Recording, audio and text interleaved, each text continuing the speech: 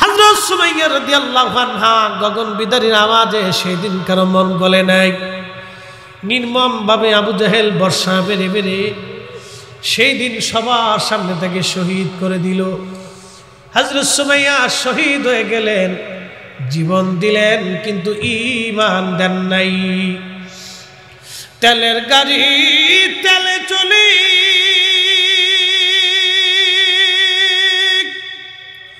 হাওয়ার গাড়ি হাওয়ায় উড়ে, বিনা তেলে চালায় গাড়ি নবী সুলাইমান। আমরা সেই মুসলমান, আমরা সেই মুসলমান। হে নারী সমাজ, সুমাইয়া সেই দিন জীবন দিয়ে দিল কালেমার জন্য, ঈমানের জন্য। সেই দিন হযরত সুমাইয়া রাদিয়াল্লাহু আনহা জীবন দিল। নারীরে, মা জাতি, তোমরা কেন আজ বিপথে কুপথে তোমাদের জীবন চালাইয়া দিলা? কেন গো তুমি নামাজে আসো না, পর্দায় আসো না? কেন গো তুমি রোজায় সালাতে আল্লাহর আইনে আসো না? এই পৃথিবীর সূর্যটা যখন উদিত হয়, পৃথিবীর সমস্ত শক্তি যদি এক জায়গা হয়, একটা সেকেন্ড সূর্য পরে উঠাইতে পারবেন না। আল্লাহ কোরআনে বলেন, আশ-শামসু ওয়াল কমারু বিহুসবানিন ওয়ান নাজমু ওয়াশ-শাজারু ইয়াসজুদান।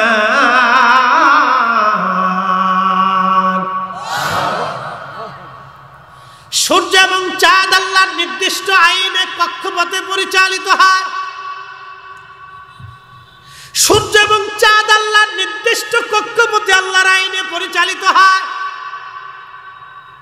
তুলিজুল লাইলা ফিন নাহারি ওয়া তুলিজুন নাহারা ফিল লাইল।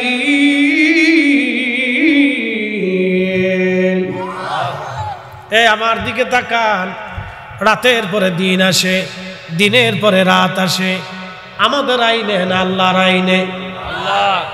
দিন রাত যদি আবর্তন বিবর্তন আল্লাহর আইনে চলে, পৃথিবী আল্লাহর আইনে চলে, আবহাওয়া আল্লাহর আইনে চলে, বৃষ্টি আল্লাহর আইনে। ওয়ায়ুনাজ্জিলুল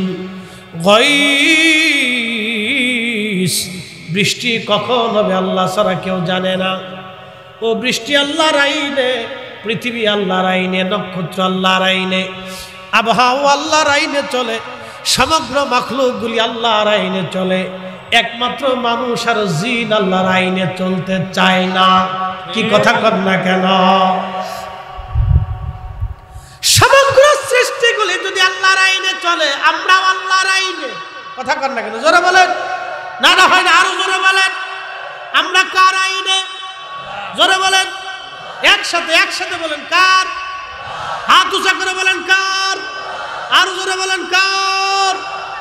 তুমি রহমান, তুমি মেহেরবান, তুমি রহমান, তুমি মেহেরবান। অন্ধ গাহে না শুধু তোমারি গুণগান, অন্ধ গাহে না শুধু তোমারি গুণগান। বুঝেও বুঝে না তবু শান, তুমি রহমান, তুমি মেহেরবান, তুমি রহমান, তুমি মেহেরবান। সাতক্ষীরাবাসী খুবই মনোযোগের সাথে কথাগুলি শুনে যাবে না। সুমাইয়া জীবন দিলেন, স্বামী হযরত ইয়াসার রাদিয়াল্লাহু আনহু আহা দুই পা রশি দিয়ে বেঁধে দিল আবু জাহেল। দুইটা উটের গলার মধ্যে রশি বেঁধে দিয়া দুইটা উটকে দুই দিকে সরায় দিল। পৃথিবীর কঠিন লোমহর্ষক ঘটনা। সেই দিন আবু জাহেলের দলেরা করল, আহা ওই দৃশ্যটা যদি আপনারা দেখতেন, সেই দিন কলিজা ফেটে মারা যাইতেন। আপনার সামনে যদি কোনো হিন্দুর বাড়িতে আগুন লাগে, আপনি অবশ্যই বসে থাকবেন না। মানবতার তাগিদে, হৃদয়ের ভালোবাসার তাগিদে হলেও আপনি পানি নিয়ে হলেও হিন্দুর বাড়ির আগুন নিভানোর চেষ্টা করবেন, কারণ সে আপনার প্রতিবেশী। আপনার বাজারে একসাথে ব্যবসা করে, আপনার দেশের সন্তান, সে আপনার এলাকার ছেলে, আপনার এলাকার অথবা আপনার এলাকার ব্যক্তি।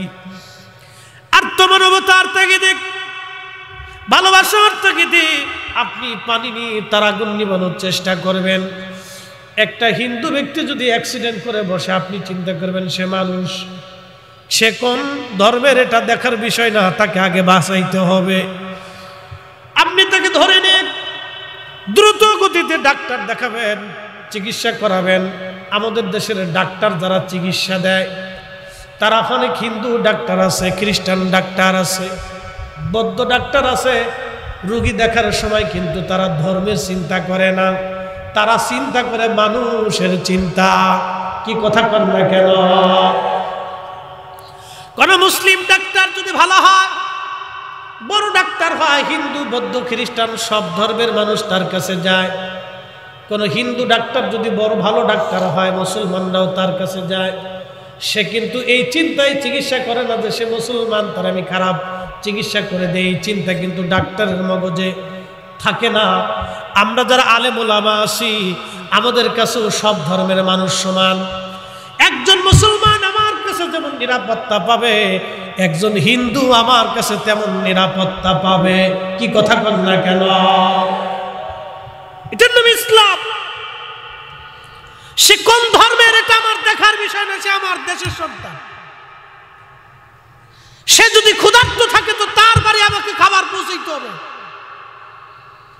সে যদি বস্ত্রহীন থাকে, আমার পোশাক খুলে দিয়ে তার গায়ে পোশাক পরাইতে হবে। এটার নাম ইসলাম। কিন্তু সেই দিন কালেমা পড়ার কারণে রাসূল কারীমের সাহাবী, দরিদ্র সাহাবী হযরত ইয়াসার রাদিয়াল্লাহু আনহুর পায়ের মধ্যে রশি বেঁধে দিয়ে আবু জাহেলের দলেরা দুই উটের গলার মধ্যে রশি বেঁধে দিয়ে উট দুই দিকে চালায় দিল। উট দৌড়াই যায়, হযরত ইয়াসার রাদিয়াল্লাহু আনহুর দুই পায়ের মাঝখান থেকে একটা দেহ ছিঁড়ে ফেরে আলাদা হয়ে বাবার সন্তানদের সামনে তিনি শহীদ হয়ে যান। কি কঠিন ঈমানের তেজ হলে সেই দিন হযরত ইয়াসার স্ত্রী শহীদ হলো, সন্তান শহীদ হলো, নিজে শহীদ হলো, তারপরও সেই দিন ঈমান ছেড়ে দেন নাই। সবাই বলেছেন, হুজুর কারবালার একটু আজ আপনি আমাদেরকে শোনাবেন। আজ আপনাদেরকে সেই কারবালার ময়দানে নিয়ে যাব। যদিও এটা কারবালার মাস না, তারপরও অনুরোধের কারণে একটু বলতে হয়। সেই দিন ইয়াজিদি বাহিনী আওলাদে রাসূল হযরত ইমাম হুসাইন রাদিয়াল্লাহু আনহুকে 3টা দিন এমনভাবে কষ্ট দিয়েছিল, বিশ্বের ইতিহাসে, পৃথিবীর ইতিহাসে এত নির্মমতা অন্য কারো জীবনে এমন করুণ ঘটনা হয় নাই। আপনি কল্পনা করতে পারবেন, আপনার চোখের সামনে তিলে তিলে সন্তানরা ক্ষুধার্ত অবস্থায় মারা যাচ্ছে, না খেয়ে মারা যাচ্ছে, পানির পিপাসায় সন্তান ছটফট করতেছিল। হযরত ইমাম হুসাইন রাদিয়াল্লাহু আনহু সন্তানদেরকে নিয়ে চলে গেলেন, কারবালার ময়দান উপস্থিত হয়ে গেলেন। 22,000 ইয়াজিদি সৈন্যরা সেই দিন তাকে ঘিরে ফেলে দিল, ফোরাত নদীর পানি বন্ধ করে দিল। একটাই কথা ছিল, হুসাইন আপনি ইয়াজিদের কাছে বায়াত গ্রহণ করেন।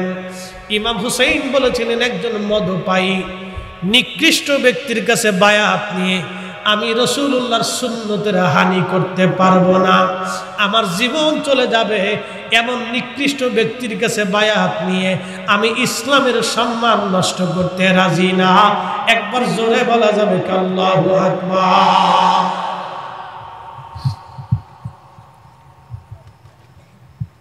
সেই দিন যদি আওলাদে রাসূল ইমাম হুসাইন ইয়াজিদের কাছে বায়াত নিতেন, তাহলে মুসলমান সারা জীবন মিথ্যার কাছে মাথা নত করত। আজকে ইসরায়েলের ছেলেদের দিকে, ফিলিস্তিনের বাচ্চাদের দিকে তাকান। সাংবাদিকরা জিজ্ঞেস করলো, মাও নাই, বাবাও নাই, ভাইও নাই, বোনও নাই, কেউ নাই। ছোট্ট শিশুকে জিজ্ঞেস করা হলো, কেমন আছো? ওরা বলে আলহামদুলিল্লাহ। খাও কি, বাসস্থান কি? বলে হাসবুনাল্লাহু নি'মাল ওয়াকিল, নি'মাল মাওলা ওয়া নি'মান নাসির। চিৎকার করে জোরে বলেন আল্লাহু আকবার। সাক্ষীর আবাসিক আমাদের দেশের ছেলেদেরকে আপনি 10 জন নবীর নাম জিজ্ঞেস করেন, অনেক বাচ্চারা বলতে পারবে না। কিন্তু ফিলিস্তিনের বাচ্চারা, সন্তান বাবা শহীদ হয়েছে, মা শহীদ হয়েছে, তারপরেও বাক্য বলে আলহামদুলিল্লাহ, হাসবুনাল্লাহ নি'মাল ওয়াকিল। ফিলিস্তিনের বাচ্চারা এখনো মাথা নত করে নাই, কারণ আওলাদে রাসূল ইমাম হুসাইনের শিক্ষা আমাদের উম্মত জীবন দিবা, জীবন চলে যাবে, সন্তান চলে যাবে, রাষ্ট্র চলে যাবে, পরিবার চলে যাবে, সমাজ চলে যাবে, সব ব্যক্তি হয়ে যাবে আলাদা, আত্মীয় স্বজন পার হয়ে যাবে, কিন্তু মিথ্যার কাছে মাথা নত করা যাবে না। আজকে দেখাই দিল ফিলিস্তিনের নারীরা, সন্তান শহীদ হয়ে যায়, বোরকা ছাড়ে না, স্বামী শহীদ হয়, তারা হেজাব ছাড়ে না। আর আমার দেশের নারীরা বোরকাই পরতেই চায় না, হেজাব তাদের মাথায় থাকে না। তার মানে আমরা নামে মুসলমান, কাজে মুসলমান হতে পারি নাই। কথা বলেন ঠিক কিনা? বুঝে যান মুসলিম কাকে বলে। তেলের গাড়ি তেলে চলে, হাওয়ার গাড়ি হাওয়ায় উড়ে, বিনা তেলে চালায় গাড়ি নবী সুলাইমান। আমরা সেই মুসলমান, আমরা সেই মুসলমান। কথা কোন ঠিক কিনা? আজকে সুদের কারবারি করি পয়সার জন্য, ঘুষের কারবারি করি পয়সার জন্য। আপনাদেরকে বলি, আজকে বলে দিয়ে যাই, একজন ব্যক্তি যদি সুদের কারবারি করিয়া 100 কোটি টাকার মালিক হয়, 100 কোটি টাকার মালিক হওয়ার পরে সুন্দর মনোরম একটা প্রাসাদ স্ত্রীকে বানাই দিল, সন্তানদেরকে সুন্দর বিল্ডিং বানাই দিল, দামি দামি গাড়ি দিল। এখন ওই ব্যক্তি যদি তার স্ত্রীকে দেয়, বলে বিবি রে, আমার তো অনেক সম্পদ আছে, তো তোমার একটা বাড়ি বানাই দিলাম, আমি আরেকটা বিয়ে করতে চাই, ওই স্ত্রীকে মানবে?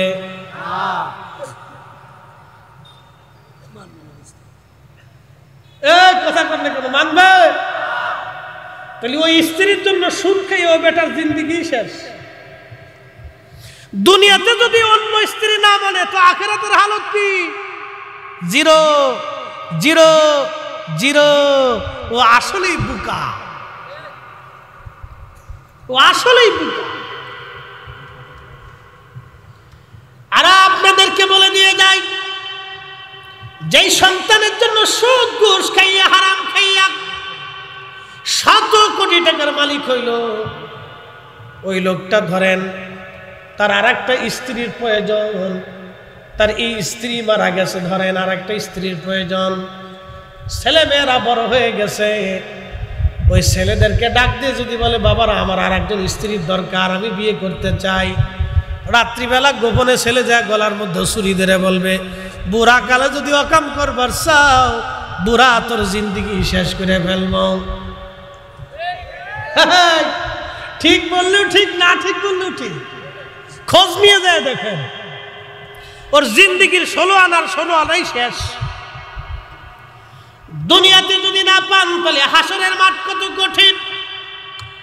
এই জন্য কোরআন কতই চমৎকার আমাদেরকে একটা শিক্ষা দিয়ে গেল। একসাথে জোরে বলেন তো আল্লাহু আকবার। ইয়া আইয়ুহাল্লাযীনা আমানু লা তুলহিকুম আমওয়ালুকুম ওয়ালা আওলাদুকুম আন যিকিরিল্লাহ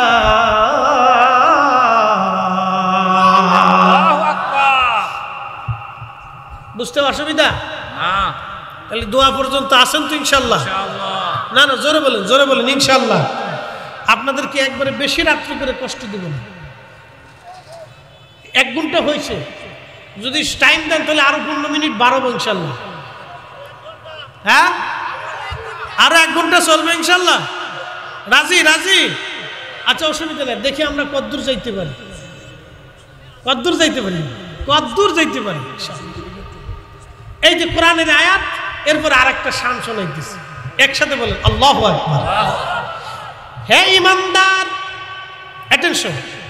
ইয়া আইয়ুহাল্লাযীনা আমানু লা তুলহিকুম আমওয়ালুকুম ওয়ালা আওলাদুকুম আন যিকরিল্লাহ। ও ঈমানদার, সম্পদের মোহে সন্তানের প্রেমে পড়ে তোমরা আমি আল্লাহর জিকির থেকে গাফিল হইও না। নামাজ ছেড়ে দিও না, হালাল ছেড়ে দিও না, আখিরাত বরবাদ করিও না। স্ত্রীর প্রেমে পড়ে, সন্তানের প্রেমে পড়ে, সম্পদের প্রেমে পড়ে আমি আল্লাহ থেকে তোমরা জুদা হয়ে যাইও না। যদি জুদা হও তাহলে কি হবে? ওয়ামাইয়া ফাআল যালিকা ফাউলাইকা হুমুল খাসিরুন।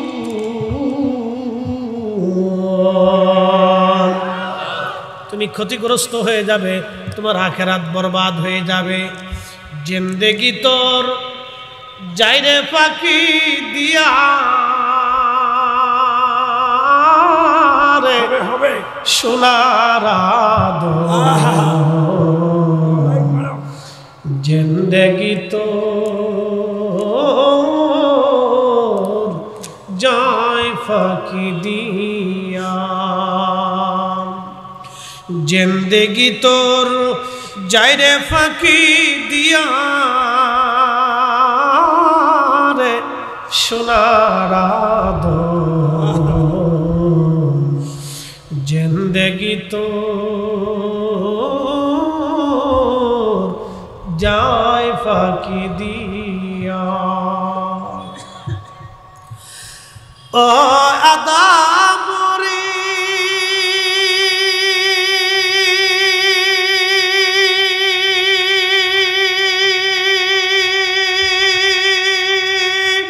পাক ধরিয়া গেছে দাড়ি, দন্ত আছে গোটা চারি, সমন জারি গিয়াছে করিয়ার সোনার জিন্দেগি তো যায় ফাঁকি দিয়া। বন্ধু, সেই দিন আল্লাহু আকবার। দোস্ত 1000 টাকা দিছি, আমি দোস্তের হাদিয়া দিই না, আমি খুশি হইছি। শান শুনলাম একটা জিন্দেগি। বন্ধু 1000 টাকা বকশিশ মেরে দিছি, মাশাআল্লাহ। আপনারা খুশি? কারবালার ওয়াজ কি চলবে? কারবালার দিকে যাচ্ছি। হযরত ইমাম আহমদ ইবনে হাম্বল রাহমাতুল্লাহ আলাইহি মুসনাদ আহমদ একখানা হাদিসে কারিমা লেখেন। আল্লামা ইমাম ইবনে কাসির আল বেদায়ের মধ্যে লেখেন, কষ্ট হবে না তো? 20টা মিনিট বসবেন তো ইনশাআল্লাহ? অনেকেই চিন্তা করবে হুজুর আবার কি ওয়াজ শুরু করলো। শোনেন, এগুলি শোনার বড় প্রয়োজন। বলে ফরিদি হুজুর, কারণ কি? আল্লাহু আকবার। নবীজির পরিবারের আহলে বায়াত অনেক সদস্য ছিলেন। প্রিয় নবীর বিবিগণ আহলে বায়াতের অংশ, সন্তানরা আহলে বায়াতের অংশ। আল্লাহর হাবিব নিজে, ফাতেমা, হাসান, হুসাইন, আলী রিদওয়ানুল্লাহি তাআলা আলাইহিম আজমাইন, এই 5 জন ছিলেন আল্লাহর নবীর আহলে পরিবার, খাস আহলে বায়াত। অন্যরাও আহলে বায়াত ছিলেন, খাস ছিল। এই 5 জনের সম্মান আকাশ চুম্বি, এতই মর্যাদা তাদের, যাদের উসিলায় কোটি কোটি মানুষকে আল্লাহ ক্ষমা করে দিয়ে জান্নাতি বানাবে। হযরত আলী রাদিয়াল্লাহু আনহু সিফিনের দিকে রওনা করতেছিলেন। পথে চলতে চলতে চলতে চলতে কারবালায় আসলেন। কারবালা একটা গাছ ছিল, এই গাছের নাম হানজাল। ইমাম ইবনে কাসির লেখেন, এই হানজাল গাছ দেখার পরে হযরত আলী রাদিয়াল্লাহু আনহু বললেন, ও আমার লোকেরা, সাহাবীরা বলো তো এই জায়গার নাম কি? বলে, হুজুর এই জায়গার নাম হচ্ছে কারবালা। ওই গাছের নাম কি? বলে হানজাল। হযরত আলী রাদিয়াল্লাহু আনহু ঘোড়া থেকে নেমে গেলেন, বাহন থেকে সওয়ারি থেকে নামলেন। নামার পরে তিনি ওই হানজাল গাছের পাশে গেলেন, যাই নামাজ বিছাইয়া নামাজ আদায় করলেন। নামাজ শেষ করার পরে হযরত সাইয়্যিদুনা আলী রাদিয়াল্লাহু আনহু দোয়া করতে লাগলেন, আর চোখের পানি ফেলে ফেলে তিনি কাঁদতে লাগলেন।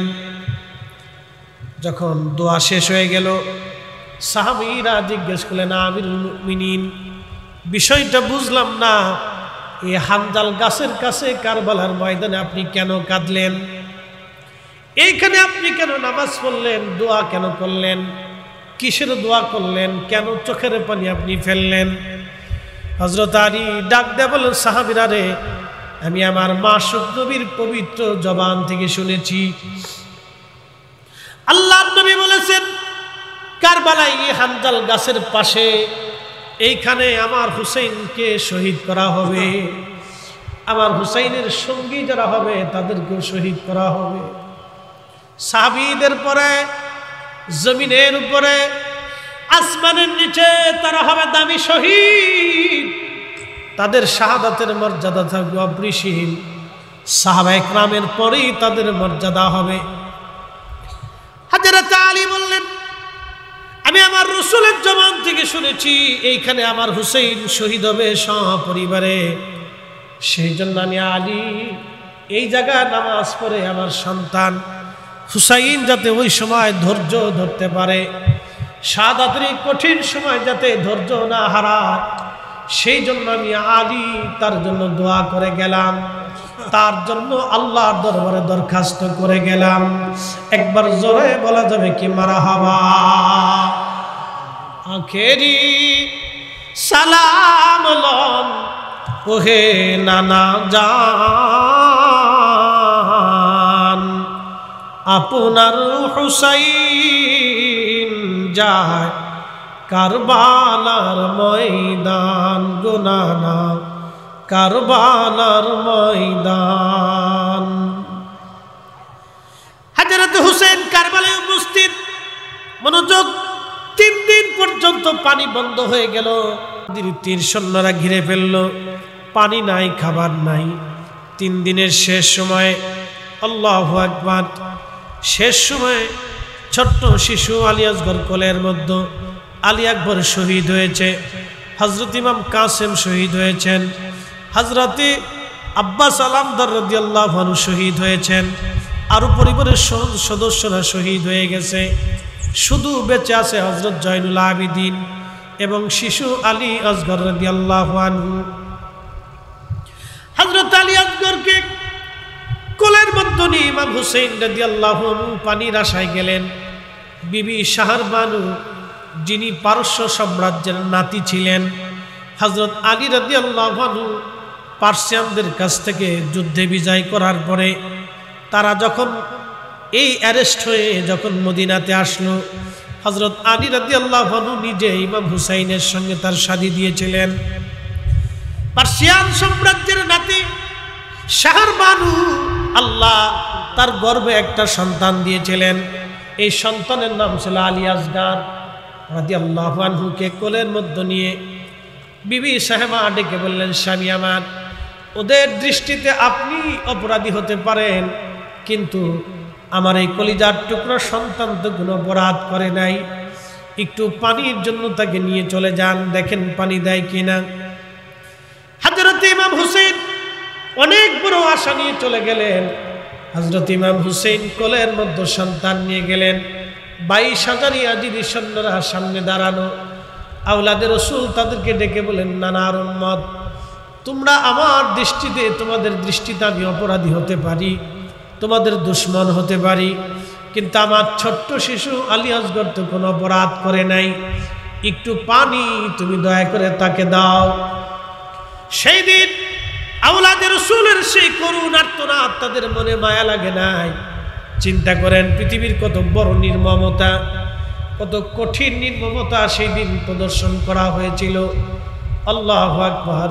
ইমাম হুসাইন রাদিয়াল্লাহু আনহু বারবার বললেন, দেখো যদি বিশ্বাস না করো অন্তত আমার কোল থেকে সন্তানটাকে নিয়ে যে অন্তত সন্তানটাকে একটু পানি পান করাইয়া দাও।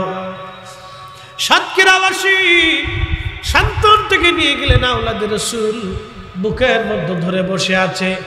সীমার সেদিন ডেকে বলল, দাঁড়াও, জনমের পানি তোমাদেরকে পান করাচ্ছি। এক নাফরমান ইয়াজিদ শিবির থেকে একটা তীর ছুঁড়ে মারল।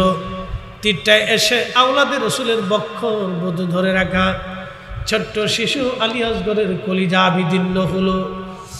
বাবার কোলের মধ্যে সন্তানটা ছটফট করে শহীদ হতে লাগলেন।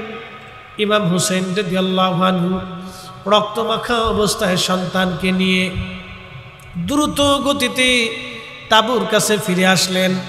বিবিকে ডাক দিয়ে বলেন, বিবিরে তাঁবু থেকে বের হয়ে আসো, আমি আমার আলী আসগর কেমন পানি পান করাইছি, কোনোদিন আর পানির জন্য বিরক্ত করবে না। বিবিরে আয় এমন পানি পান করাইছি, দেখো এত সময় আমার নানা রাহমাতুল লিল আলামিন হাউজে কাউসারের পানি পান করাইয়া আমার আসগরের কলিজা ঠান্ডা বানাইছে। বিবি আসো, আমার সন্তান দুনিয়াতে তোমাকে আর কষ্ট দেবে না। শাহরবানু বিবি সাহেবেরা দৌড়ে আসলেন। হযরত ইমাম জয়নুল আবেদিন একমাত্র বেঁচে যাওয়া পুরুষ, তিনি বলতেছিলেন, দুনিয়ার মানুষ, ভাই শহীদ হওয়ার দৃশ্যগুলি দেখেছি, বাবার কল রক্তে ভিজা পেয়েছি, আমি একমাত্র বেঁচে যাওয়া পুরুষ সাক্ষী। সেই দিন আমার আব্বা জান কোলের মধ্যে সন্তানকে নিয়ে আহা চোখের পানি ছেড়ে ছেড়ে কাঁদতেছিল, বলতেছে, রব্বে কারীম, আমি আমার সন্তানদেরকে পানির আশায় পানির জন্য তাদের সামনে গিয়েছিলাম, আল্লাহ তুমি সাক্ষী থাকো মালিক, আমি আমার সন্তানকে পানির আশায় গিয়েছিলাম, ওরা পানিবিহীন আমার সন্তানকে শহীদ করেছে। আমি দুনিয়ার এই ফয়সালা চাই না, আমি হাসরের ময়দানের ফয়সালার জন্য অপেক্ষা করব। কত কঠিন হবে তাদের আখিরাত। সেই দিন যারা আওলাদে রাসূলের বিরুদ্ধে যুদ্ধ করেছিল, কত কঠিন হবে তাদের আখিরাত, কত কঠিন তাদের আখিরাত, কত ভয়াবহ হবে। ইমাম জয়নুল আবেদিন বললেন, আমি অসুস্থ ছিলাম, আব্বা জান আমার ফুফু আম্মা হযরত জয়নব রাদিয়াল্লাহু আনহাকে বললেন, জয়নব আমার আব্বা হুজুরের দেওয়া নানা রাহমাতুল লিল আলামিনের সবুজ পাগড়িখানা আমাকে দাও। সবুজ পাগড়ি তিনি মাথায় বাঁধলেন, গায়ের মধ্যে ওই হযরত আমিরা হামজা রাদিয়াল্লাহু আনহু লোহার বর্মটা গায়ে দিলেন, জুলফিকার তলোয়ারখানা হাতে নিলেন, সবাইকে কাছে ডাকলেন, বিবিদের কাছ থেকে বিদায় নিলেন। হযরত জয়নব কাছে ডেকে জয়নবকে সামনে দাঁড়া করাইলেন। হযরত জয়নব ছিলেন ইমাম হুসাইনের ছোট বোন। জয়নবকে ডাক দিয়ে বলেন, বোন আমার, আব্বা জান আমাদের মাঝ থেকে শহীদ হয়েছে, আম্মা জান আমাদের থেকে বিদায় নিয়েছে, বড় ভাই ইমাম হাসানকে ওরা বিষ প্রয়োগে হত্যা করেছে, আমাকে কারবালা পর্যন্ত ডেকে এনে আমার চোখের সামনে সন্তানদেরকে ওরা শহীদ করে দিয়েছে, নির্মমভাবে শহীদ করেছে, নির্মমভাবে আমার সন্তানদেরকে শহীদ করেছে, আমার সাথীদেরকে ওরা শহীদ করেছে। 3 দিন আমি একজন পিতা হয়ে সন্তানদের মুখে এক ফোঁটা পানিও আমি দিতে পারি নাই। জয়নব, আমার অবর্তমানে তোমাদেরকে এই পরিবারের মধ্যে তোমাকে মুরব্বী হিসেবে রেখে যাচ্ছি।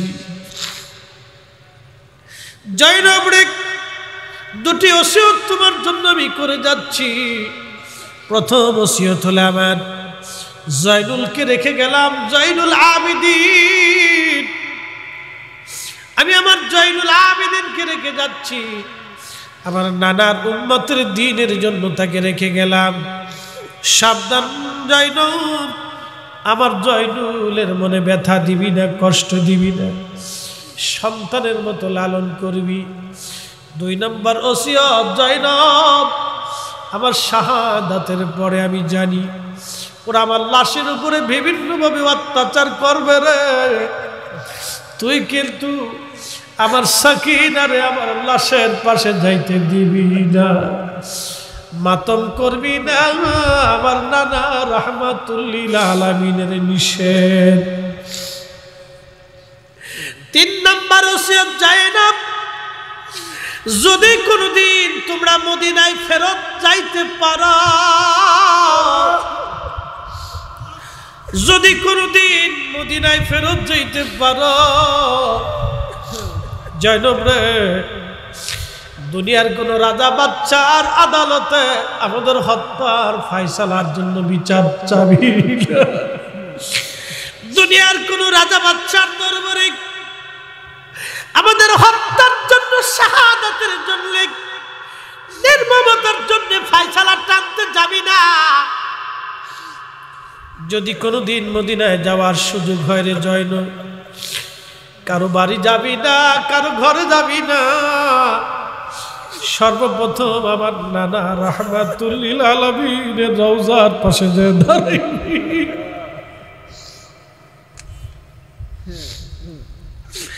ধীরে ধীরে চালাও সুরি সীমার আমারি গলায়, জয়নাল আবেদিনের কান্দন শুনতে দাও আমায়, জয়নাল আবেদিনের কান্দন শুনতে দাও আমায়।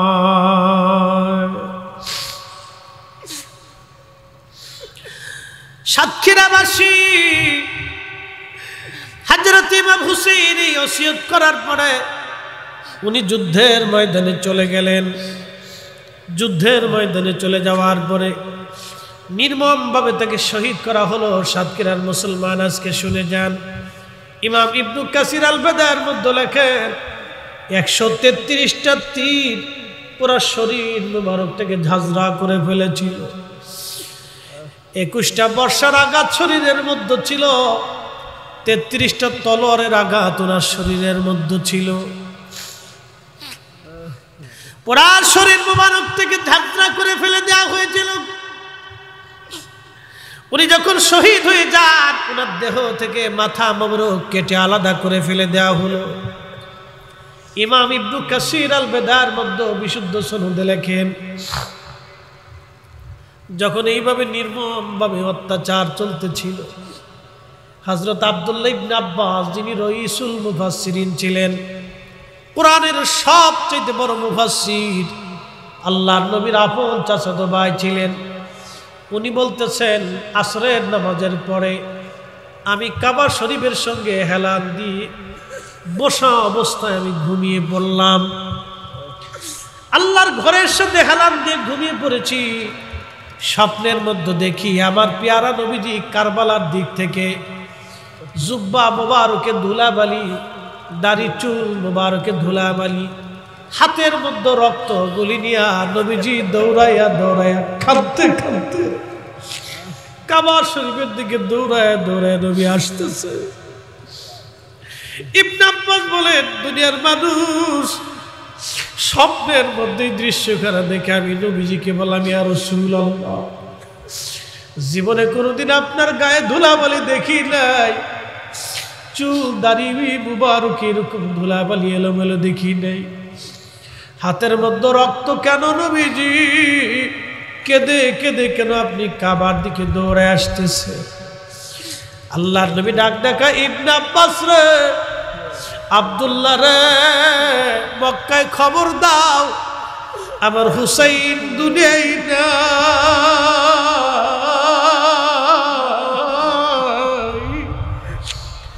আমার হুসাইন কারবালায় শহীদ।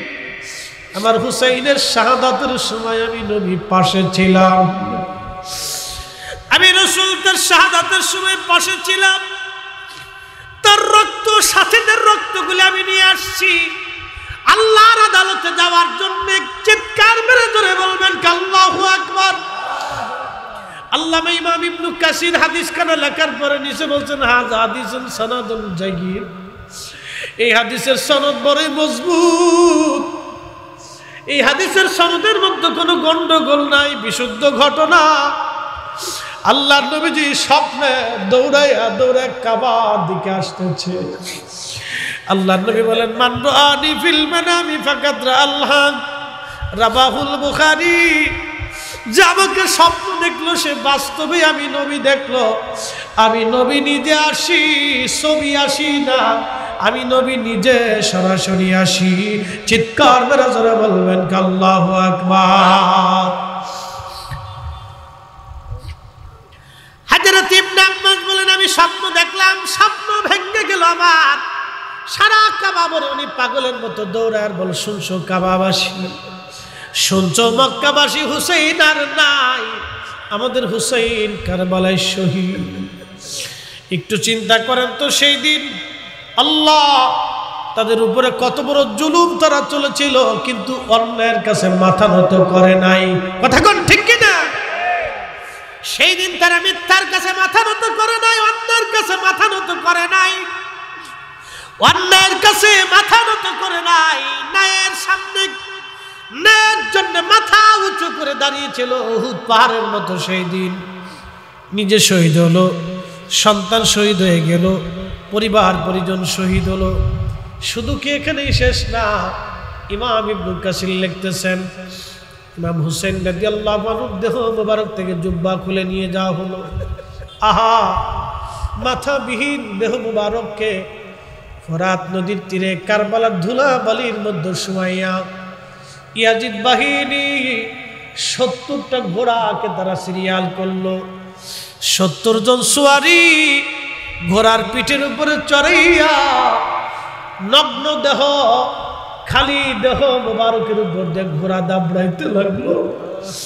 ঘোড়ার পায়ের আঘাতে, খুরের আঘাতে আঘাতে ইমাম হুসাইনের রক্ত, গোশতগুলি, দেহগুলি ছিটে ছিটে ছিঁড়ে ছিঁড়ে যাচ্ছিল, দলিত মলিত হচ্ছিল দেহ মুবারক। ঠিক তখনই হযরত যায়েনব, ফাতিমাতুজ জাহরার কন্যা, হযরত আলী রাদিয়াল্লাহু আনহুর বেটি, জান্নাতের সদস্য, প্রিয় নবীজির রক্ত হযরত যায়েনব, তিনি দৌড়ে এসে ভাইয়ের লাশের পাশে দাঁড়াইয়া, জেসের মুবারকের পাশে দাঁড়াইয়া মদিনার দিকে ফিরে হযরত যায়েনব চোখের পানি ফেলে ফেলে কাঁদতেছিলেন। চোখের পানি ফেলে কান্দে আর বলি, ইয়া রাসূলুল্লাহ, ইয়া হাবিবাল্লাহ, নবী গো, আপনার উম্মতেরা আপনার হুসাইনের সঙ্গে কেমন আচরণ করে? নানা গো, আপনি দেখেন কারবালার প্রবালী বাতাস আপনার হুসাইনের শরীরে ধুলাবালি ছড়া, যাদের গায়ে মশা মাছি বসতে দাও নাই, যারা ক্ষুধার্ত হলে নবী সহ্য করেন নাই। একদিন ফাতেমা রাদিয়াল্লাহু আনহা ঘরের কাছ দিয়ে নবীজি যাচ্ছিলেন, হাসান হুসাইন কাঁদতে লাগলো। আল্লাহ নবী ছটফট করে ভিতরে ঢুকলেন। ঢুকার পরে ফাতেমাকে জিজ্ঞেস করলেন, ফাতেমা রে, আমার হাসান আর হুসাইন কি জন্য কাঁদে বলো? তুমি কি জানো না ওদের কান্নার আওয়াজ আসলে আমি নবীজির কলিজার মধ্যে ব্যথা লাগে, ওরা কানলে আমি নবী কষ্ট পাই। ফাতেমা রে, কেন ওদেরকে কষ্ট দিছো বলো, কি জন্য কষ্ট দিছো বলো রে ফাতেমা? বলে, আব্বাজান, গরিব ঘরে আপনি আমারে বিয়ে দিয়েছেন, আপনার আলী বড় দরিদ্র, ঘরের মধ্যে কোনো খাবার নাই, আমি হাসান হুসাইনকে খাবার দিতে পারি নাই, ক্ষুধার কারণে ওর আজকে কাঁদতেছে আব্বাজান। আল্লাহর নবী পাগল পারা হয়ে গেলেন হাসান হুসাইনের ক্ষুধা বন্ধ করার জন্য। তখন নবী বলেন, আমার আহাব্বানি মান আহাব্বাহুমা, আমার হাসান আর হুসাইনকে কেউ যদি ভালোবাসে ফাকাদ আহাব্বানি, সে আমাকে ভালোবাসে। ওমান আহাব্বানি, যে আমাকে ভালোবাসে, আহাব্বাহুল্লাহ, সে আল্লাহকে ভালোবাসে। ওমান আহাব্বাহুল্লাহ আদখালাহুল জান্নাহ, আর যে আল্লাহকে ভালোবাসে আমার আল্লাহ তাকে জান্নাতি বানাই দেবে। চিৎকার মেরে জোরে বলেন আল্লাহু আকবার। বলবেন হুজুর 1450 বছর পরে ওনাদের ওয়াজ শুনে আমাদের কি লাভ হবে? আল্লাহর কসম করে বলি, আওলাদে রসুলের করুণ কষ্টের কথাগুলি শোনার পরে যাদের চোখ বেয়ে একটু পানি বের হয়েছে, এই পানির উসিলা বান্দার জীবনের গুনাহ মাফ হয়ে যাবে। পতিতা নারী কুকুরকে পানি পান করানোর কারণে যদি জান্নাতে যাইতে পারে, আহলে বাইতে রাসূলের প্রেমে চোখের পানি পড়লে আমাদের গুনাহ মাফ হবে। কথা বলেন ঠিক কিনা? আহলে বাইতে রাসূলের মহব্বতে আমাদের চোখের পানি পড়লে আমাদেরও ক্ষমা হবে, আমাদেরও ক্ষমা হবে, আমাদেরও ক্ষমা হবে, আমাদেরও ক্ষমা হবে। শ্রেষ্ঠ নবী দিলাম রে তরিয়ে নিতে রোজাসুরি, শ্রেষ্ঠ নবী দিলাম রে তরিয়ে নিতে রোজাসুরি, পথ না ভুলি তাই তো দিলে পাক কুরআনের বাণী, খুদা তোমার মেহেরবানি। ঠিক কিনা? সুন্দর ফুল সুন্দর ফল মিঠা নদীর পানি, খুদা তোমার মেহেরবানি। কোরআনে আল্লাহ বলতেছেন, কুল ইন কুনতুম তুহিব্বুনাল্লাহা ফাত্তাবিউনি ইউহিব্বুকুমুল্লাহ।